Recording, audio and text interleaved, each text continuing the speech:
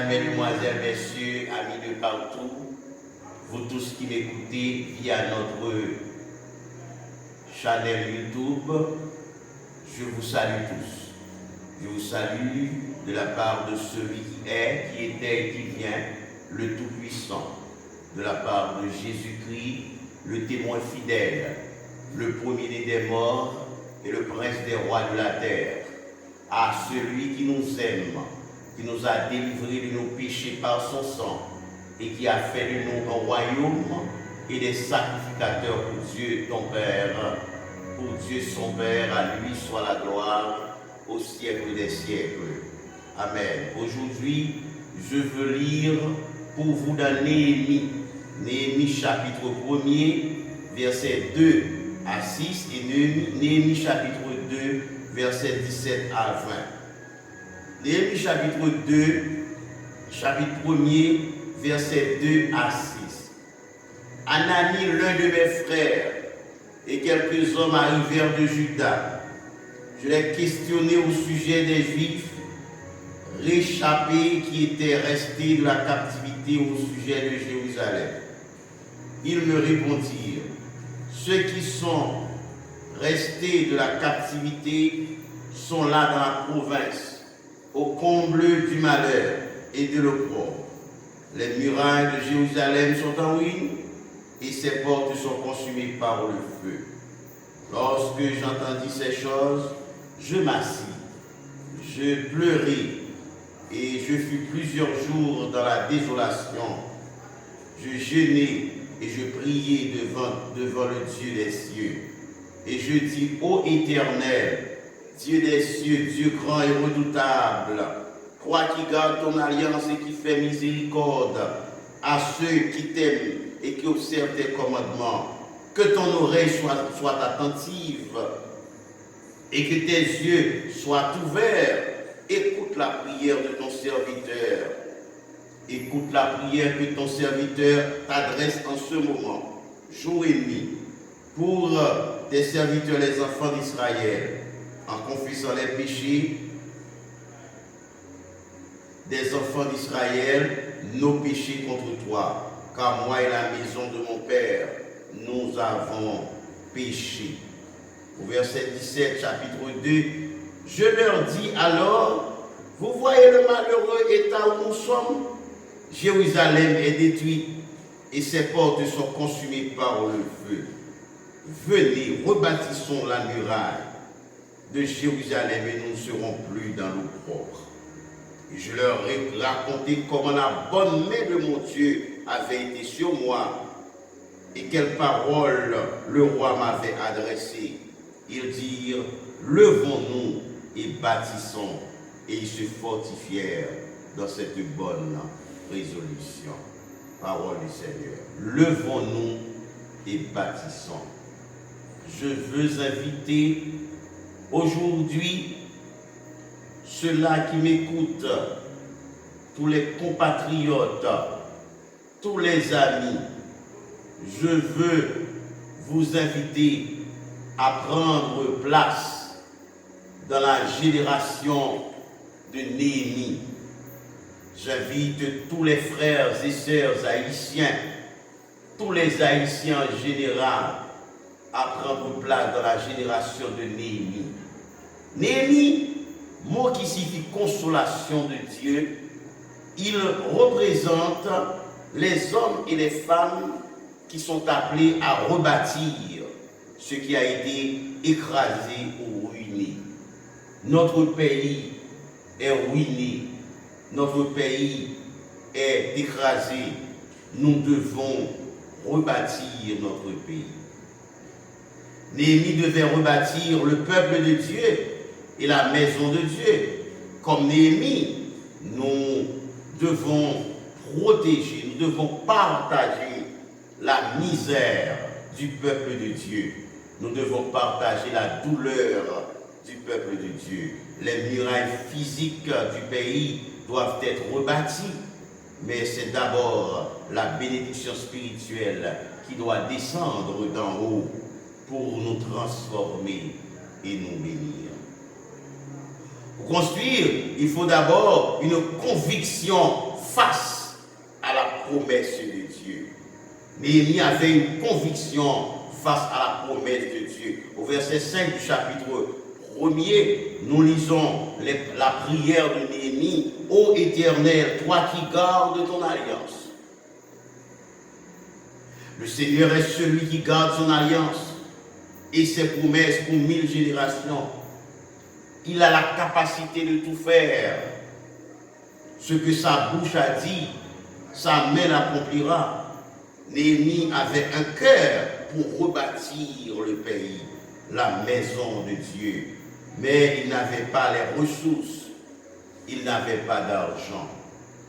Dieu veut à ce que vous pensiez à la construction du pays. Le pays d'Haïti, la nation appartient à Dieu.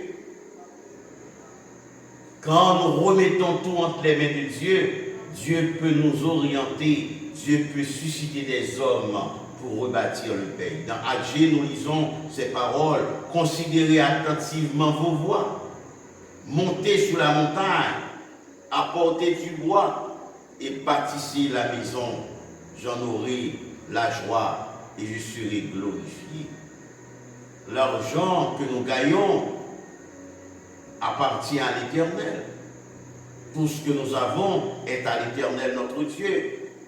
Quand nous avons de l'inquiétude pour notre argent, Dieu déclare: l'or et l'argent sont à moi.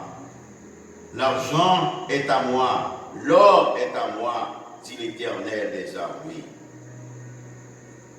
Mesdames et messieurs, vous tous qui m'écoutez, l'argent est utilisé comme un instrument pour intimider les gens et les faire obéir. Il est utilisé pour acheter le prestige et l'honneur. Il est utilisé pour obtenir la royauté des autres. L'argent est utilisé pour corrompre les hommes.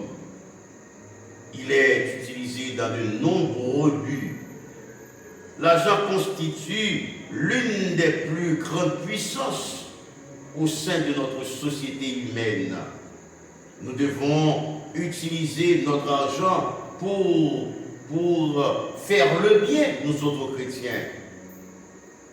Nous devons utiliser notre argent pour la plus grande gloire de Dieu. C'est l'argent que nous gagnons qui va, en quelque sorte, construire le peuple de Dieu, construire le pays en général. Néhémie avait l'assurance certaine que notre Dieu garde sa promesse. Vous pouvez nous dire que le pays, les hommes, les Haïtiens ne connaissent pas Dieu. Mais nous pouvons faire tout ce qui est dans notre pouvoir comme croyants, comme chrétiens, pour parler de Dieu dans ce pays et rebâtir le peuple de Dieu spirituellement pour que le pays puisse être rebâti aussi. Mesdames et messieurs, on utilise l'argent à de nombreuses fins. Lorsqu'on tue dans la rue, lorsqu'on détruit les gens, c'est à cause de l'argent. On kidnappe les gens et on les demande de l'argent. L'argent trop confiant réduit au suicide. Voilà pourquoi nous devons prendre beaucoup de précautions avec l'argent que nous gagnons. Mettez votre argent au service de Dieu. N'utilisez pas votre argent pour corrompre les gens, pour détruire les réputations. Dans notre pays, c'est ce qu'on fait toujours. Donc, il faut mettre votre argent au service de Dieu. La deuxième chose, c'est que non seulement Néhémie avait une conviction face à la promesse de Dieu. Deuxièmement, c'est une conviction face à la protection de Dieu. Néhémie avait une conviction face à la protection de Dieu. Il savait que Dieu le protégeait. Quand Sanballat, le Horonite, Tobija, le serviteur, Ammonite et Geshem l'arabe se moquèrent d'eux et les méprisèrent, ils pouvaient compter sur la protection de Dieu. Au verset 20, il a fait cette déclaration: le Dieu des cieux nous donnera le succès. Nous, ses serviteurs, nous nous lèverons et nous et nous bâtirons la maison de Dieu. Mais vous n'avez ni droit, ni part, ni souvenir dans Jérusalem. Chaque frère haïtien, chaque sœur haïtienne doit reconnaître que nous devons reconnaître que nous sommes responsables pour reconstruire, rebâtir le pays.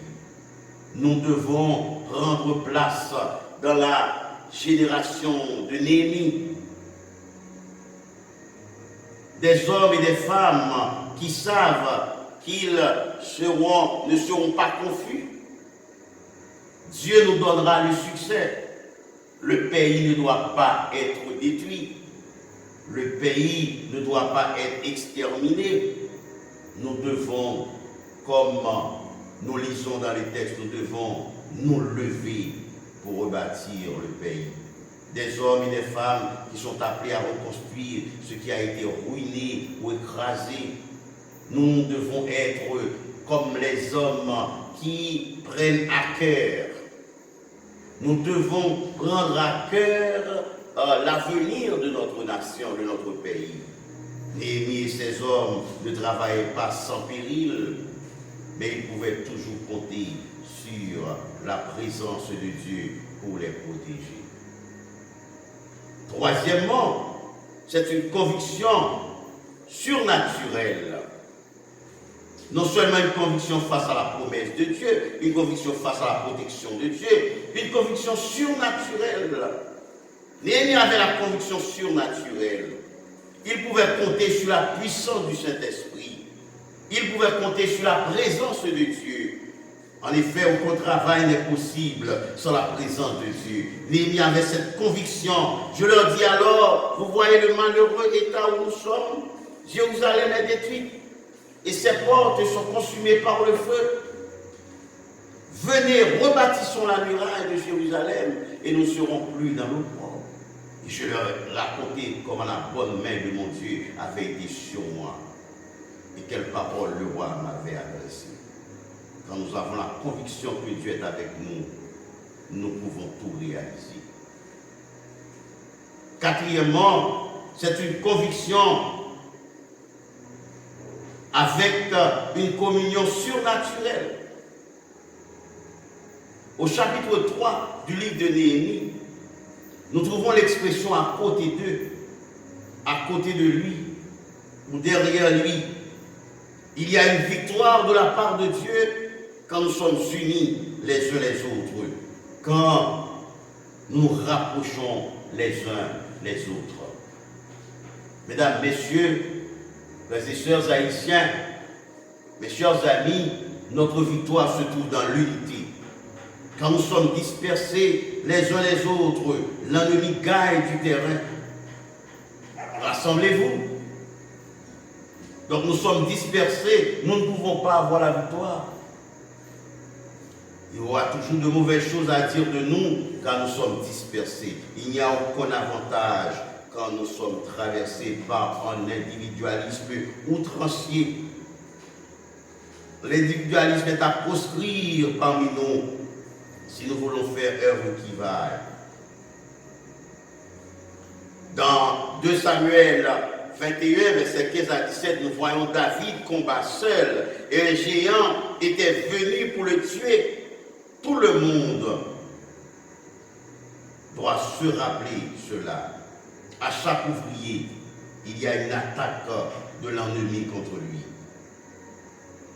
Mesdames et messieurs, la victoire est à nous si nous voulons vivre dans l'unité, dans la fraternité. Si nous voulons évoluer ensemble, nous pouvons faire de grandes merveilles. Jésus l'a signé, dit là où 2 ou 3 s'assemblent à mon nom, je suis au milieu d'eux. Je vous invite à l'unité. Je vous invite à la fraternité. Non à la guerre civile. Non aux paroles malhonnêtes. Nous devons nous asseoir. Nous devons dialoguer. Nous devons nous retrouver ensemble pour sauver le pays. Levons-nous et bâtissons. Pour construire, pour bâtir, il faut une conviction face à la promesse de Dieu. Il faut une conviction face à la protection de Dieu. Pour construire, il faut une conviction surnaturelle. Et enfin, une conviction avec une communion surnaturelle. Soyons unis, la victoire est à nous. Que le Seigneur vous fortifie, qu'il vous aide à avoir un esprit d'unité, au lieu d'avoir un esprit de division, de chambardement. Unissons-nous pour sauver notre patrie et que le Seigneur reçoive en aide. Amen.